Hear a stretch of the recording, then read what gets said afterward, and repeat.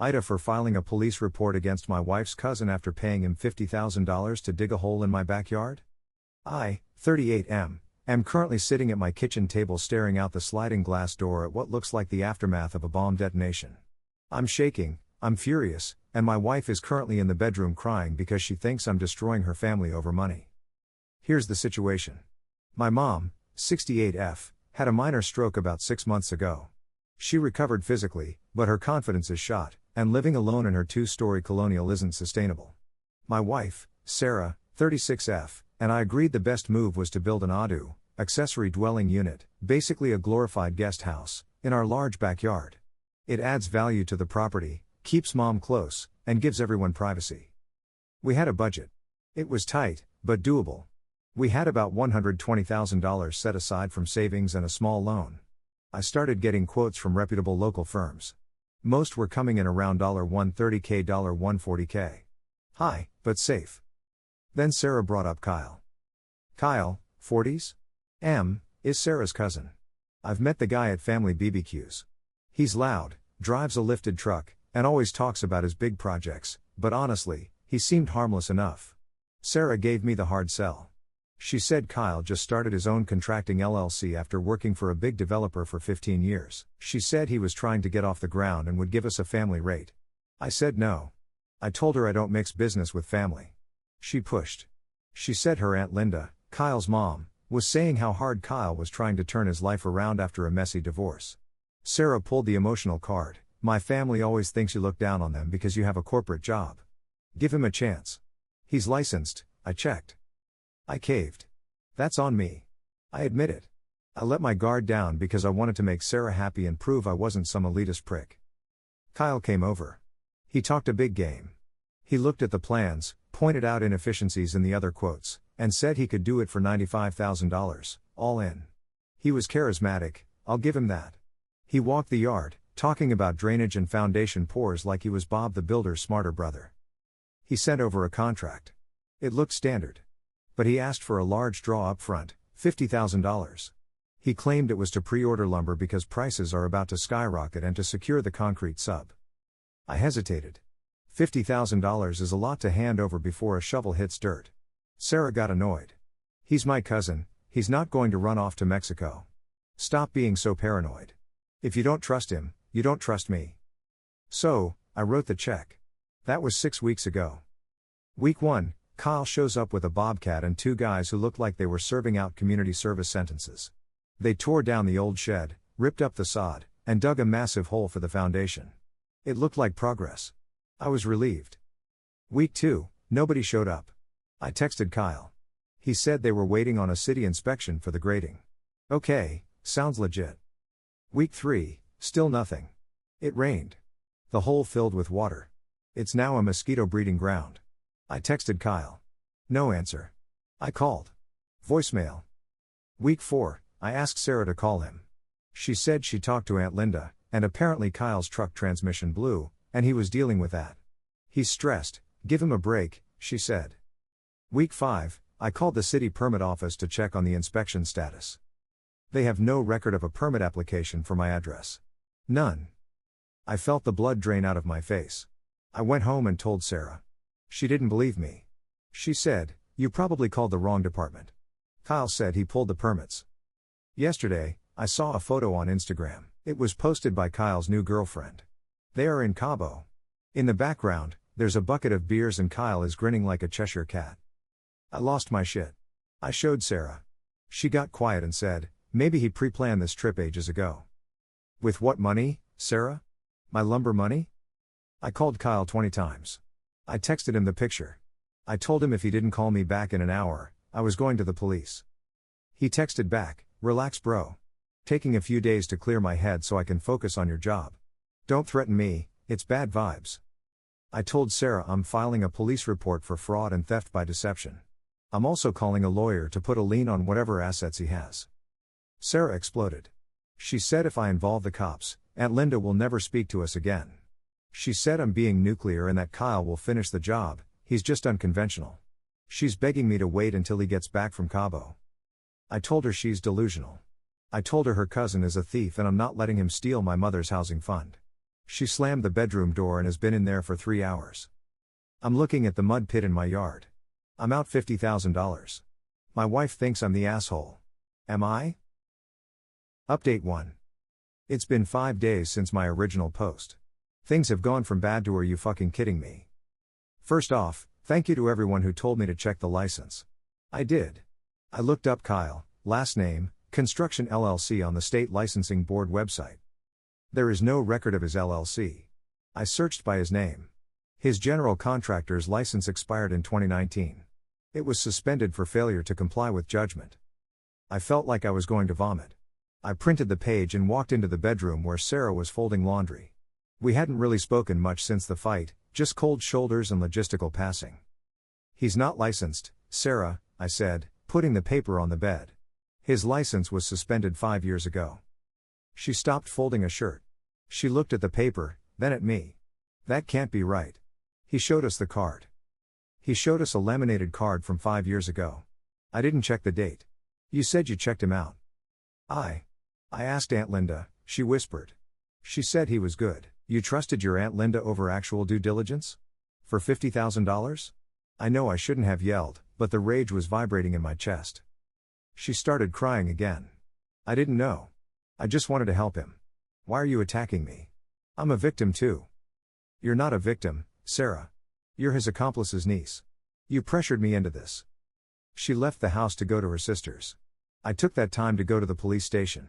I brought the contract, the canceled check, the texts, the photo of him in Cabo, and the printout from the licensing board. The officer at the desk was sympathetic but frustratingly bureaucratic. He said since there was a contract and some work was done, it toes the line between civil and criminal. It's a contract dispute until I can prove he never intended to finish the job. However, because he isn't licensed and took a deposit over the legal limit for unlicensed work, which is small in my state, they took a report for contracting without a license and fraud. Then, the fun part started. Kyle came back from Cabo. Yesterday afternoon, a beat-up Ford F-150, not the shiny Silverado he drove during the estimate, pulled up. Kyle hopped out. He looked tan. He walked into my backyard like nothing was wrong. I stormed out the back door. Get off my property. He looked surprised. Whoa, hey there. Just checking the site. See, water's draining okay. You didn't pull permits. You aren't licensed. You spent my lumber money on tequila. Get the fuck out before I physically remove you. Kyle's face changed. The fun cousin mask dropped. He stepped closer to me. He's about 3 inches taller than me and heavier. You better watch your mouth. We have a contract. If you fire me, you're in breach. I keep the deposit. You breached it when you lied about being a contractor. I've already been to the cops. He laughed. A cold, ugly laugh. Cops won't do shit. Civil matter, buddy. Look, I spent some of the cash on admin fees. The rest is tied up in materials coming from China. Supply chain issues. You want your house built? You shut up and let me work. You sue me? I go bankrupt, you get zero, and your mom lives in a cardboard box. He poked me in the chest. Don't be a dick. Sarah wouldn't like that. I slapped his hand away. If you come back here, I'm calling 911. He got in his truck and peeled out. I called Sarah. I told her what happened. She was at her sister's. She said, Aunt Linda just called me screaming. She said you threatened to assault Kyle. He threatened me. He admitted the money is gone. Linda says he bought the materials and you're trying to scam him by canceling the contract after he bought everything. Sarah. Whose side are you on? The guy who lied about his license and went to Cabo, or your husband? There was a long silence. I don't know who to believe anymore, she said. That broke something in me. I hung up. I called a lawyer my buddy recommended. He charges $400 an hour. I don't care. The lawyer, Mark, told me to document everything. He said Kyle is right about one thing, getting money out of a stone is hard. But if he misrepresented his license, we can go for fraud, which pierces bankruptcy protections. I'm sitting in the dark house. My wife isn't home. My backyard is a hazard. And I realized I haven't told my mom yet. She thinks the house is coming along great. Update 2. It's been another 10 days. The hole in the yard is now officially part of the family because it's screwing me harder than anyone else. Sarah came home 3 days after the last update. She was cold, distant. She slept in the guest room. She told me she needed space to process how aggressive I've become. I didn't have time to coddle her. I was busy digging. Mark, my lawyer, did some background checks. It turns out Kyle has done this before. Twice. In neighboring counties. He uses a different business name, gets a deposit, does demo, claims unforeseen issues, asks for more money, and when the homeowner balks, he walks away claiming they breached the contract. He's never been criminally charged because he settles or declares bankruptcy, and the amounts were smaller, $10K, $15K. With me, he swung for the fences. I printed out the court records from his previous civil suits. I sat Sarah down. I didn't yell. I just laid them out on the table. "Read these," I said. She read them. I watched her face. I saw the denial fighting with the reality. This could be a misunderstanding," she said, but her voice shook.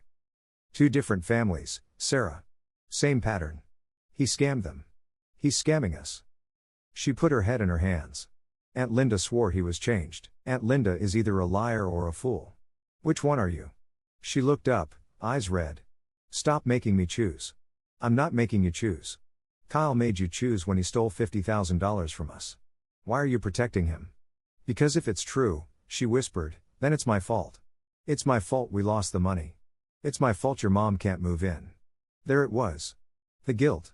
She was defending him because admitting he was a crook meant admitting she was responsible for the disaster. We didn't get to finish the conversation because the doorbell rang. It was a guy in a dirty neon vest. He looked pissed. "You the homeowner?" he asked. "Yeah. I'm with local concrete company. We poured the footings and did the rebar work 2 weeks ago." Note, I didn't realize the messy concrete work in the hole was actually done by a pro company. I thought Kyle's goons did it. Invoices past due. GC isn't answering his phone. My stomach dropped. "How much?" $4,000. "I paid Kyle. He was supposed to pay you." "The guy spit on my driveway." "Well, he didn't. And since I improved your property, if I don't get paid by Friday, I'm filing a mechanic's lien on this house." He handed me a paper invoice and walked away. I walked back inside and showed Sarah. "Kyle didn't even pay the concrete guys. We're about to have a lien on the house." She stared at the paper. Finally, the dam broke. She screamed. She screamed a sound I've never heard her make. She grabbed her phone and dialed Kyle. He didn't answer. She dialed Aunt Linda. I listened to the call. "He didn't pay the concrete guy, Linda. He didn't pull permits. No, don't tell me that. He stole it. He stole our money." She listened for a minute, then her face went white. "You knew?" She lowered the phone.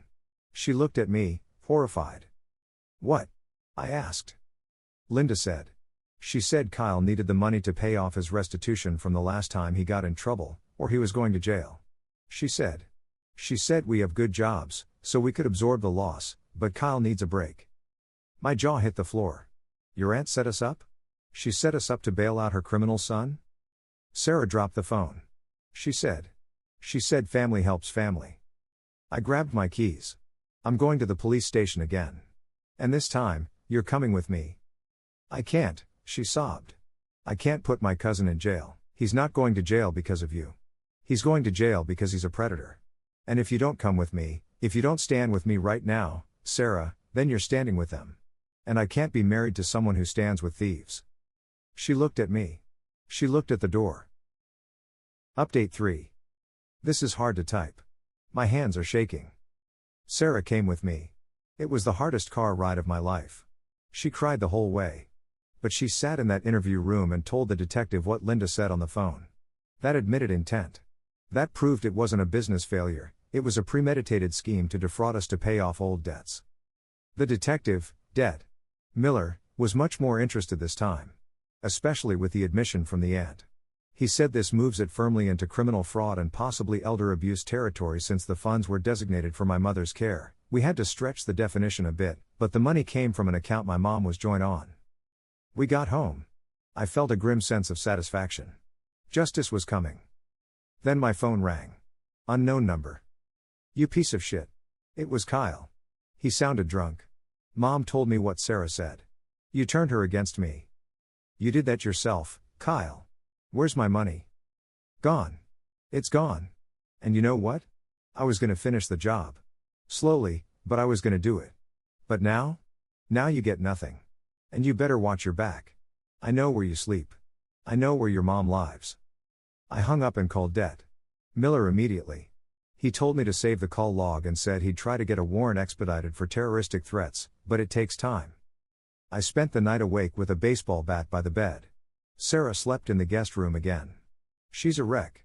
Her entire family, cousins, aunts, uncles, has been blowing up her phone calling her a traitor. Only her dad, Linda's brother, is on our side, and he's currently screaming at Linda in a group chat. It's a civil war. But here is the kicker. The absolute gut punch. I was looking through our bank statements to organize the evidence for the lawyer. I was tracing the $50,000 transfer. I noticed a withdrawal from our joint savings account from 3 months ago. $2,000. Cash withdrawal. I didn't remember taking that out. I went into the guest room. Sarah was lying in the dark. Sarah, what is this $2,000 withdrawal from March? She didn't move. Sarah? Kyle asked me for a loan, she said into the pillow. Before the contract. He said he was behind on rent and was going to get evicted. He promised to pay it back when he got the big job. You gave him $2,000 of our money behind my back? I was going to put it back. I was going to take it out of my bonus. So you knew he was broke. You knew he was desperate for cash. And you still pushed me to hire him for a $120,000 project? You handed a desperate man a $50,000 check? I thought the job would save him. She wailed. I thought if he had a big job, he'd get back on his feet and pay us back the loan and do a good job. I was trying to fix it. I stared at her. I realized then that this wasn't just about Kyle. This was about Sarah's desperate, pathological need to be the savior of her dysfunctional family, even if it meant setting me on fire.